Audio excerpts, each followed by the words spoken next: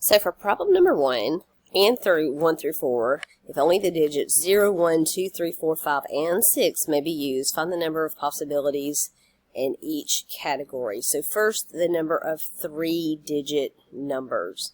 Now, it didn't actually say counting numbers, but we're just going to assume that they just mean 3-digit numbers in general. So that means the first digit could be 0. But when I look up what information they gave us, when they say 3-digit numbers, they really do mean counting numbers. So that's just something we've got to be really careful of. And in this problem, it didn't really state counting or not counting. So again, the first digit, remember, to build a 3-digit number, we have 3 tasks. First number, second number, third number. If we ever need to rearrange the order we do that in, we can, because you put the most restrictive first. Now, we are able to use 0, 1, 2, 3, 4, 5, and 6. But if it's a counting number, we can't use 0. So that's 1, 2, 3, 4, 5, 6 possibilities. So 6 possibilities for the first number. The second number, we could use 0, 1, 2, 3, 4, 5, 6. That's actually 7 possibilities. Notice it didn't say anything about reusing or not reusing. So if it doesn't say you can't reuse the numbers, then you have to assume that you could reuse a number. Again, so if the first digit happened to be a 1, the second digit could also be a 1, and so could the third digit. If you multiply 6 times 7 times 7, I'm doing that right now, you get 294 possibilities. Now for odd 3-digit numbers, which is problem number 2, we have 3 tasks. Once again, we're building 3-digit numbers. Remember how we should put the most restrictive first? I think we should do that in this case. So to make a number odd, that would be the third digit, and that would be the most restrictive. Then we'll have the first and the second. But the third digit could be selected, if it's odd, using a 1, 3, 5, 7, or 9. Okay, but look, we're only allowed to use these digits, right? So 7 and 9 are not offered in the first place, to the point where I probably shouldn't have even wrote it down. 1, 3, and 5 are the only odd numbers that we could use. Okay, so we have 3 options for the third digit. Now the first digit, again, assuming we only want counting numbers, and they didn't state that explicitly, but it needs to be counting numbers, so the first digit could be a 1, 2, 3, 4, 5, or a 6, and that's 6 possibilities. And the second number could also be, the second number could be a 0, 1, 2, 3, 4, 5, or 6. Why? The first one couldn't be 0. Remember, we had to take that out of the options, but the second number can. And that gives us 7 different numbers. If we multiply 3 times 6 times 7, we get 126 possibilities. So next we're doing 3-digit numbers without repeating digits. Okay, so again, we have 3 steps. Also assuming counting numbers again. So the first digit could be a 1, 2, 3, 4, 5, or 6. Again, because that's our only options. Why didn't I not include 0? Because we're talking about the first digit, which can't be 0. So I have 6 possibilities in the first position. The second number could be 0 through 6. That's 7 possibilities. But notice, without repeating digits, we've already used one of these numbers in the list, so we only have 6 possibilities. We have to remove one of these 7 options because we're not repeating. And for the third number, we have at our disposal 0 through 6 again, but we've already used 2 numbers up. Therefore, we only have 5 possibilities.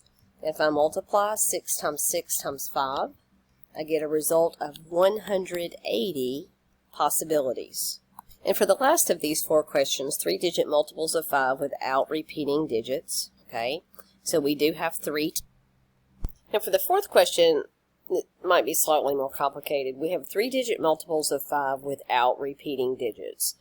So again, typically we have 3 tasks, right? Definitely have 3 tasks for this particular problem, so we write out our tasks. Then we're charged with, to avoid issues, picking the most restrictive thing first. So the most restrictive thing is a multiple of 5. Now, you know numbers that are multiples of 5 either end in a 5 or a 0. That would be the third digit, but that's the most restrictive, so we're going to put the third, digit first. Then we'll put the first digit, then we'll do the second digit, okay? So if the third digit could be a 0 or 5, that would go first, right? All right, how many ways can we pick a 0 or 5? 2 ways. Then you move over to the second digit, which can be 1, 2, 3, 4, 5, or 6. But then we run into a problem. What is the problem? Well, the problem is, if the first number picked were a 0, then we would have 1, 2, 3, 4, 5, 6 choices.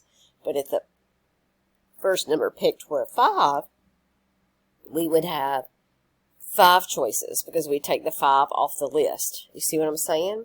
So in this particular situation, this is not uniform. And again, the reason it's not uniform, so I can make this clear to you, is if we were to pick 0, then we would have 6 choices. But if this first number happened to be a 5, we would have 5 options. And anytime you don't know what to put there, not because you don't know what to do, but because whatever is picked here affects your choices here, that means it's not uniform and you can't use the multiplication principle as it is. Now, I have a workaround in this case. Now, we've talked about this previously where we didn't have a workaround, but now we have a way to handle this problem, and it's using the OR principle. So here's what we're going to do. We're going to think about this in a different way. We're going to think about this in terms of, and let me erase for you because we're not going to do it this way,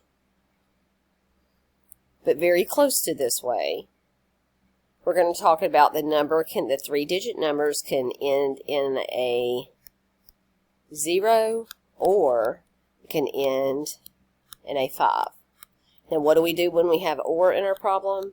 We add these options together. So first, what if the number ends in a 0? Here, what if the number ends in a 5? Now notice I've got my 3 tasks listed, but this is separate situations. So if the number ends in a 0, and let's go ahead and put our third number first again. So third number, first number, second number. Now this is an attempt. If this ends up being not uniform, we can't do this either. So let's see what we can do though. Now if the third number has to end in a 0, then it's a 0. And there's only one way to pick a 0, right? Pick a 0. The first number could be, it can't be a 0, it could be a 1, 2, 3, 4, 5, 6. That's the rules, right? That you could have 0 through 6, but the first number, if it's to be a counting number, cannot be a 0. So that's 1, 2, 3, 4, 5, 6 options.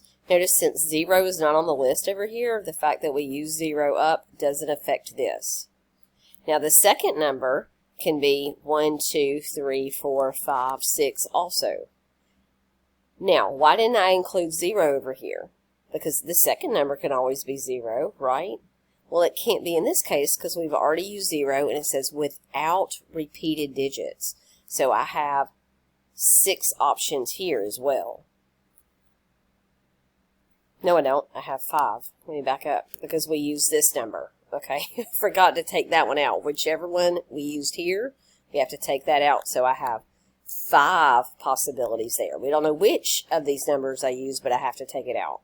So 1 times 6 times 5 gives me 30 plus, now let's talk about the situation over here. If the number ends in 5, I'm going to go ahead and put my third number as my most restrictive, my first number, and my second number here. Now the third number has to end in 5. My only options are 5. Only one way I can pick a 5. My first number can be 1, 2, 3, 4, 5, or 6. But it can't be 5 because we've already used up 5, right? So I have 1, 2, 3, 4, 5 options for my first number. Now my second number can be 0, 1, 2, 3, 4, can't be 5, 6. But now, when I used up one of these digits in my first number, we don't know which one, it doesn't matter, but I've got to take one away. We added 0, but then I take one away, so there's 5 options there. And I multiply 1 times 5 times 5, and that gives me 25. And then finally, my final answer, when I have the OR in between, 30 plus 25 is 55 possibilities. Okay, for problem number 5, it almost looks like 5 times 6 factorial. It's just 6 factorial. We know 6 factorial is 6 times 5 times 4 times 3 times 2 times 1. Now, you can use your factorial button in your calculator. It's worth it to take the time to find out where that is. You may need to Google it, or you can ask me about it, and we'll research and find out how to do that. 720 is my answer there, not 726, but 720. Okay, how about 8 factorial over 6 factorial? Now this one, y'all, we can do this without a calculator. Whenever you're dividing factorials, you can take the top one down to match the bottom one. So what do I mean by that? That's 8 times 7 times 6 factorial divided by 6 factorial. These 6 factorials cancel, and I'm left with 8 times 7, which is 56. Now the fast way to do that, what I tend to do is write the top one down to match the bottom one, 8 times 7. I notice the next would be 6 factorial, and I don't even write it down. I just write down 8 times until I get to that bottom number, and then I don't write anymore. I don't write the bottom number. I stop before that. And again, 8 times 7 is 56. Next, we're asked to calculate a permutation of 12, choose 3. So you know the permutation formula is going to be 12 factorial over 12 minus 3 factorial. And then simplify. 12 factorial over 12 subtract 3 is 9 factorial. And then notice what I did, like on the last one, I write the top one down, 12 times 11 times 10. The 9 factorials on the top and the bottom are going to cancel. So what I do when I'm working quickly, I just write 12 times 11 times 10. And then multiply that in my calculator. And that gives me a result of 1,320. Another option is to find the permutation button in your calculator, and then just type it in the way you're supposed to. So you can Google how to do a permutation on your calculator. If you're using a TI-30X, you would type in 12 first, and then you would hit the PRB button, which stands for probability. Okay, then you would space over to the permutation, which I think is actually listed first. You would select this one and push enter, and then you would type in a 3. Actually, you don't push enter, then you type in a 3 and then push enter a couple of times, and it's going to give you that answer. You could do the same thing with the combination, but let's use the formula. So that would be 8 factorial divided by 5 factorial. Then you subtract 8 minus 5 factorial. So a combination formula has this extra 5 factorial that comes from here, multiplied times the difference of the two. Now simplify, that's 8 factorial divided by 5 factorial times 3 factorial. Now 5 factorial times 3 factorial is not 15 factorial. Don't do that. You can't multiply factorials together. What you can do is write the top one down to match the biggest one on the bottom. So 8 times 7 times 6 times 5 factorial divided by 5 factorial times 3 factorial. I'm going to cancel those 5 factorials. And so my answer is 8 times 7 times 6 divided by 3 times 2 times 1. The 3 times 2 and the 6 cancel, so that's 8 times 7, which is 56 over 1, which is 56. Or use the combination button in your calculator. Alright, so we have one of those problems where you have to decide how many triangles of any size are in the figure. Now, again, I think going from smallest to largest or largest to smallest, have some kind of systematic way to handle this. You may want to look at the smaller ones first, so let's start with the small triangles. Now if I outline them, notice there's 1 here, that's 1, 2, right? And then here's 3, here's 4, here's 5, and there's 6. So of the smallest triangles I see 6. Again, 1, 2, 3, 4, 5, 6. All right? How about the next size up? We're just going from smallest to largest. I'm going to erase these that we outlined. So the next size up, I see a triangle here, right? And a triangle here. And really these two are that same size, but we've already counted those two. So next up, I'm seeing 2 triangles. Now I'm going to erase those. I'm going to try to erase those. There we go. Now, to me, it gets a little bit of a struggle after this, but what I'm seeing here is, look, you've got this unusual triangle here, and then another one on this side, okay? So I'm just going to call those the long ones. There's 2 of those. What else might you notice? Well, there's these really big ones, like that triangle, and then there's one on the other side. And so there are, I'm just going to call it the big ones. There are 2 of those, but that's not the biggest. So let's go back and do the biggest triangle. And of course that's this guy right here, right? So super big, or bigger. There's 1 of those.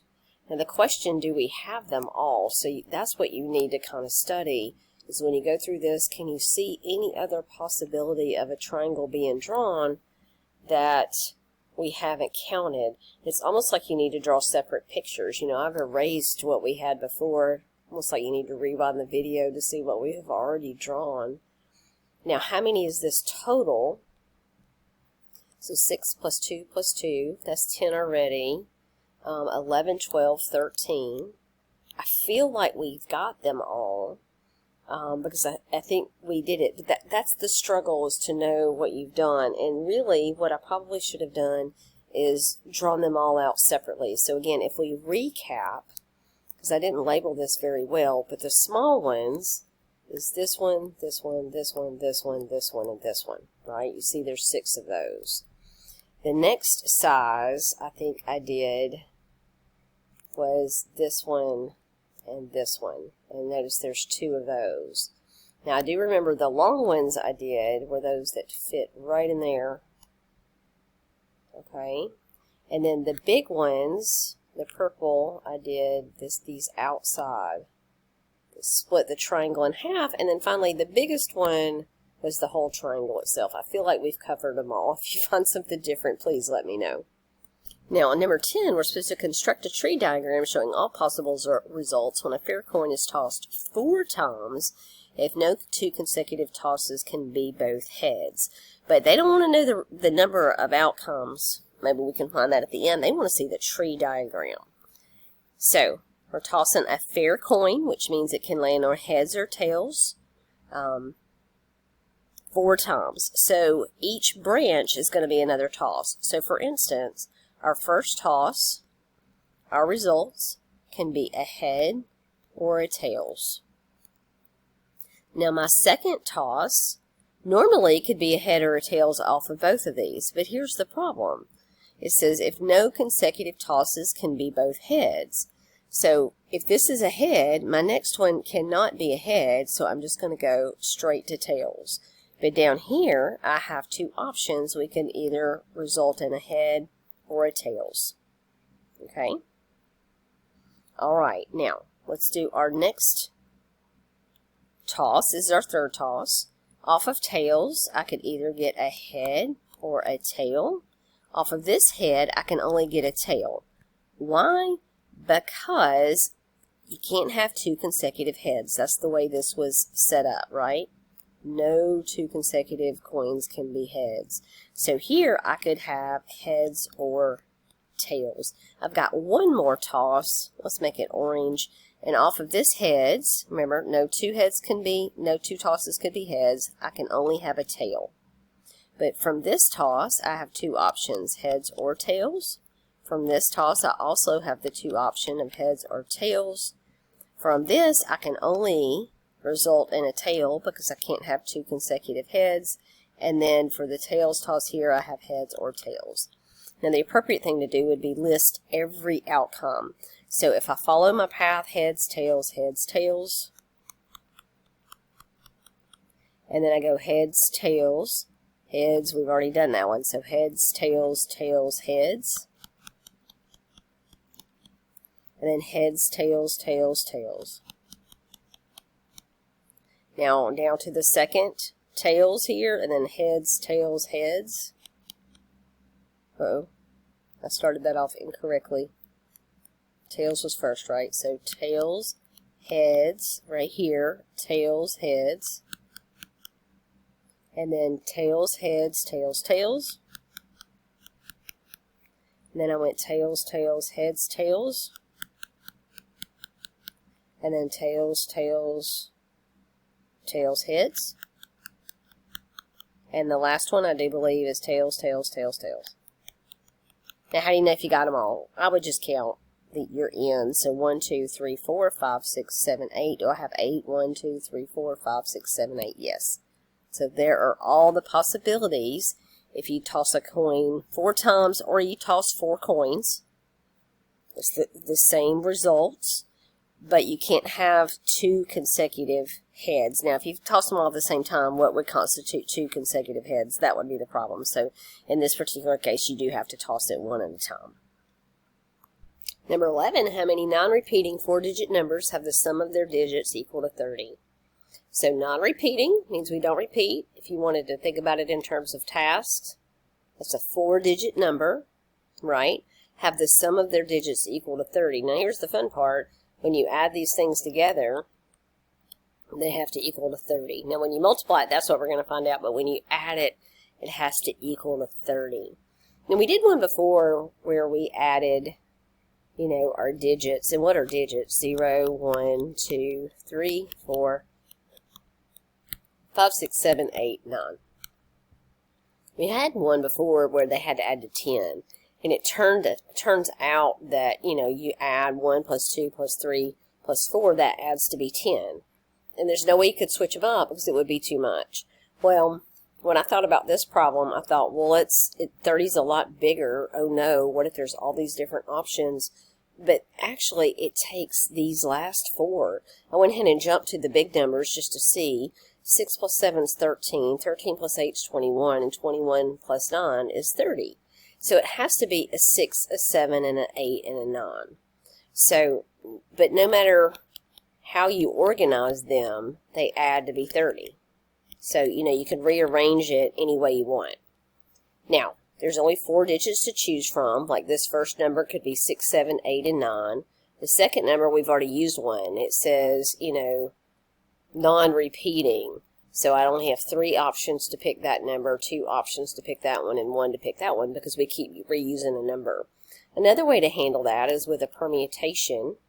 You have 4 numbers you can pick from. That's what we had to figure out originally, what 4 numbers add to give you 30, and I'm picking all 4 of them. So that's just another way to handle it. Turns out it's the same calculation. Notice 4 times 3 times 2 times 1 is not equal to 30. Remember, I was trying to add those numbers before. When I multiply 4 times 3 times 2 times 1, I actually get 24. But if you use the permutation calculation, that would be 4 factorial divided by 4 minus 4 factorial. That's 4 factorial divided by 0 factorial. If you'll remember, 0 factorial is just 1, and 4 factorial is 4 times 3 times 2 times 1.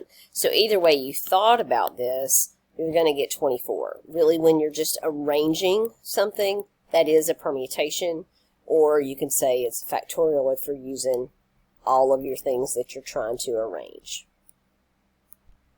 All right, so Yeo has invited her sister Hay and her 4 best friends to her birthday party. In how many ways can the 6 children be arranged around a rectangular table with 1 child at each end and 2 on each side? If Yeo must sit at an end seat and Hay must not sit next to Yeo. Wow. Didn't mean for that to happen. Sorry about that. Now, here we go. We got a table. We got a seat and a seat. And Yeo has to either sit at this end or this end. Then we've got 2 seats on each side for the other people, right? So there's going to be 6 people at the party. Yes. And remember, Yeo has to sit here or here. And then her sister, Hay, let's see what that says. If Yeo must sit at an end seat, and Hay must not sit next to Yeo. So think about what we would have to do in task. If you were to have to do this, the first thing we probably need to do is seat Yeo, right? And then we can seat her sister, Hey, because that's the most restrictive. Hio's the most restrictive. Hei's the next most restrictive. And then the other kids, right? All right, so Yeo, how many options do we have to sit her? Well, she has to sit on either end. So there's two different ways that she could be seated. Now, Hei, remember the rule is she cannot sit next to Yeo. So let's just say if Yeo was at the left end, she could not sit in this seat or this seat. If she was at the right end, Hei could not sit in this seat or this seat. But either way, she has three options. Do you agree? So again, if Yeo sits here, these are out, and she could sit here, here, or here. And the other way, if Yeo is down here, these two are out, she could sit here, here, and here. So three options to seat Hei. And then the other children must be seated in the four remaining seats, right? Because Yeo and Hei are sitting down, so those are taken. Means there's 4 seats remaining. Now, we're arranging 4 people in 4 seats, so that would be 4 factorial, right? Because you're arranging 4 people in 4 seats. So if I multiply this together, this would be 2 times 3, just using the fundamental counting principle, in other words, the multiplication principle, times this 4 factorial, which is actually 4 times 3 times 2 times 1. If I multiply that all together, 2 times 3 is 6, times 4 is 24, times 3 is 72, times 2 is that 144? I think it is. Yes, after checking it in my calculator, just to be sure, 144 is correct. Problem number 13, how many 5-letter words without repeated letters are possible using the English alphabet? Okay, so what's important here, without repeated letters, okay, and we're using the English alphabet. You can think about this in terms of tasks, but are we not just arranging something? And if you're arranging something, does order matter or not? So again, without repetition, this is one of the things you should be remembering. Without repeating means you're allowed to use a permutation or a combination. And we do have without repeating. So permutation or combination is allowed. Does the order matter? You bet it does, right? We're creating words. Now, careful, it says assume that any 5 letters make a word. So you can have 5 consonants and they're still considering that a word. Might not be a word that we know, but it's still considered a word. So order matters. So if you're not repeating, it's a permutation or combination. If order matters, it's a permutation, right? So we have a permutation. Now on the left, we write how many we have to choose from. Well, if we're using the English alphabet, we have 26 letters to choose from. How many are we choosing? Well, we're choosing 5 to make a word, in quotes, a word. So 26 choose 5. Formula, that's 26 factorial in the numerator. And then for a permutation, remember, you don't divide by the 5 factorial, you just subtract. So 26 minus 5 with a factorial on the outside. When I simplify, that's 26 factorial over 21 factorial when I subtract. And then, remember the rule, you just write the top one down to match the bottom one. So 26 times 25 times 24 times 23 times 22. If I was just doing this on my own paper, I'd stop right there and multiply. But I wanted you to see what's happening. Times 21 factorial, and it cancels with that 21 factorial. So essentially, you're just writing the top one down to match the bottom one, but I don't write that number down and then I multiply. Now that's going to give me a pretty big number. Let's find out what that is. So when I typed in my calculator, let me show you what I got. I got a 7, 8, 9, 3, 6, 0, 0. And if we go back and put our commas in so we can read it, that's 7,893,600 possible words, again in quote. It's not like we could read all those words, but maybe there's some in there we could read, right? There's lots of 5-letter words that we can read that don't have repeated letters. So 7,893,600 possibilities. Now for problem 14, we're going to use the Russian alphabet, which has 32 letters, so they have more letters than the English alphabet. And we're going to allow for repeated letters. Now, remember, when you allow for repeated, You cannot use a permutation or a combination. You can't do that. You just have to use the multiplication principle or the fundamental counting principle. It's the same thing. Now, how many tasks do we have? Well, we're creating 5-letter words, so there's 5 tasks. Okay, so the first letter goes here. How many options do we have? 32. If we're not repeating, we have 32 for the second, 32 for the third, 32 for the fourth, and 32 for the fifth. So essentially it's 32 to the 5th power, which is going to be even a much larger number than we just calculated for problem number 13. Once again, let me write it down. I've got a 3, 3, 5, 5, 4, 4, 3, 2. The 2 is what messed it up, right? Doubles all the way until the very end. So I put my commas in, and notice I have 33,554,432 possibilities using the 32-letter Russian alphabet without repeating letters. So come back for part 2 for other problems done. I think this video is long enough. I hope you have a great day.